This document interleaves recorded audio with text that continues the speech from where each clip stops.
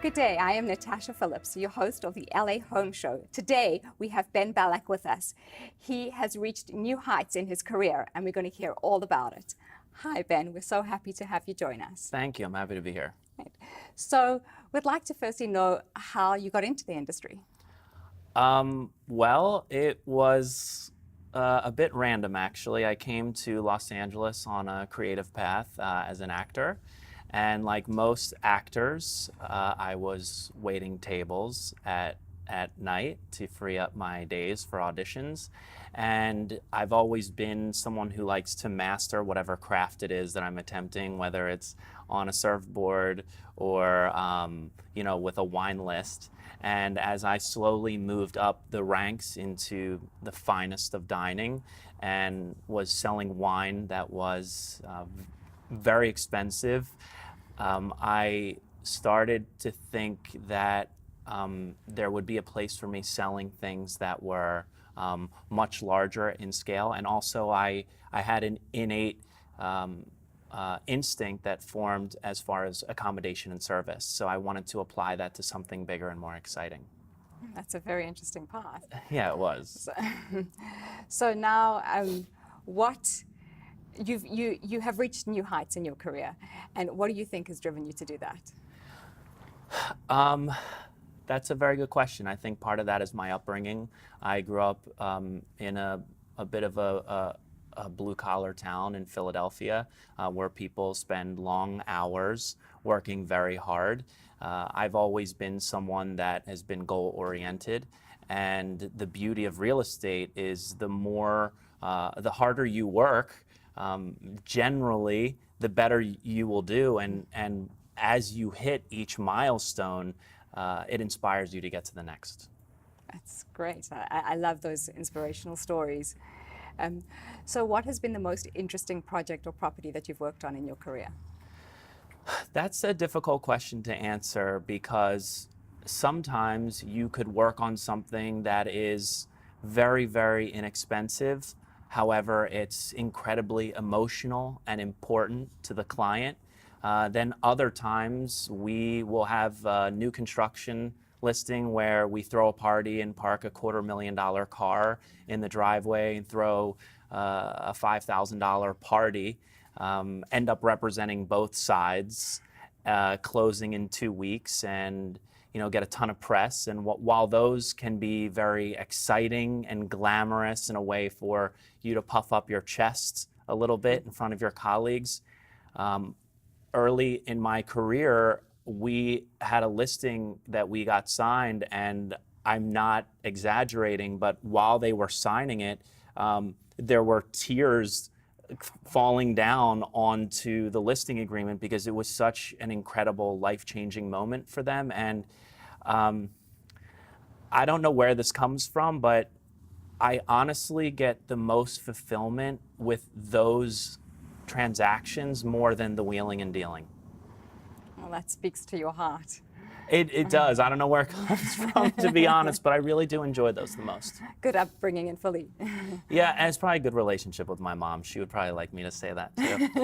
So, yeah. Well, isn't it that you always have to have like a good woman behind a successful man? It's always the mother. That's Like, right. people should understand that. Yeah, that's right. I think she instilled empathy and stamped it onto my DNA. And look, of course, we're in this to make money. We have life goals personally, and most of us in this town, even the ones that don't do a ton of business, still make a good living.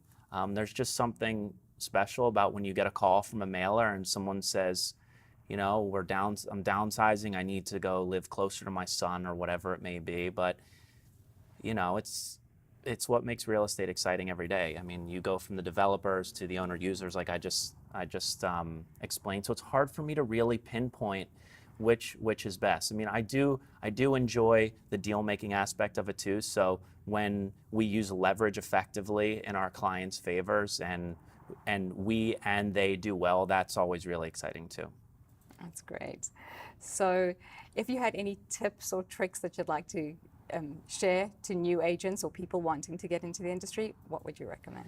Well, first, I would say the sooner you relinquish fear asking for the business, the sooner you will be successful. And I tell other agents that I mentor that you can be whoever you want to be in the room. You can be whoever you want to be on the call. The one warning to that or asterisk is that you don't want to speak out of school. If you get caught speaking out of school, then your integrity is compromised for the trajectory or the life of that relationship. But if you encounter someone that has a certain personality type, if you can mirror that or meet them in the middle, there's really no limit to what you can do. And people really do respond to confidence. So if you prepare and you know your stuff on a meeting, there's no reason why you can't be seriously considered against any agent in town, no matter what their sales volume is. That's a good tip. Thanks. People take note. So what keeps your passion alive? I have that's a tough question. I have a pretty specific why. When you meet with real estate coaches or successful people in the industry, those that have tenure and that have really been journeyman salespeople, whether it's in real estate or a similar field where people are 100% commission, let's say, it's tough because for us, people want to talk about real estate when you're off. You're working all day, you're digging up inventory, you're servicing your current deals, you're calling clients, you're calling leads, and then at 7 o'clock when your current clients are off work, they want to talk about real estate. And of course, they want to talk about it all weekend long. It can be exhausting. You'll try to have life balance, you'll be out on date night with your other half, and you start getting calls. Can you send me X, in this neighborhood? And you're counting the commission in the tens of thousands of dollars, and it's really hard to not only have that balance, but also draw a line in the sand. And I think for me, what keeps me passionate is having a very defined and personal why, as in like what I'm working for personally that drives me through every day. But what sustains it is balance. The balance is really important. Yeah, I hear you. So what are you most excited about right now, whether it's personally or in real estate? I'm most excited in real estate in tracking my numbers. This is the third year in a row that I'm on pace to double my sales volume. I do work at the agency in Beverly Hills where I'm incredibly supported in a way that I've never been supported in any job position before in or outside of real estate. It makes coming to the office every day and doing what we do very fun and fulfilling despite the high emotions that we're surrounded with. And also, even though I just touched on it, it's easier said than done to find work-life balance. And I feel that only very recently, meaning in the last 90 days, have I been able to find that balance and draw the line where work ends and life begins in a regimented and routine way. Good. And lastly, I wanted to find out what is your best listing that you have at the moment? My best listing at the moment, that's really hard because personally, I respond to all my little mid-century moderns that were designed to have the outside brought in and all the exposed posts and beams. And while they're not the most expensive, those are the most exciting to me. I have several coming up in Laurel Canyon and Wonderland, to be specific.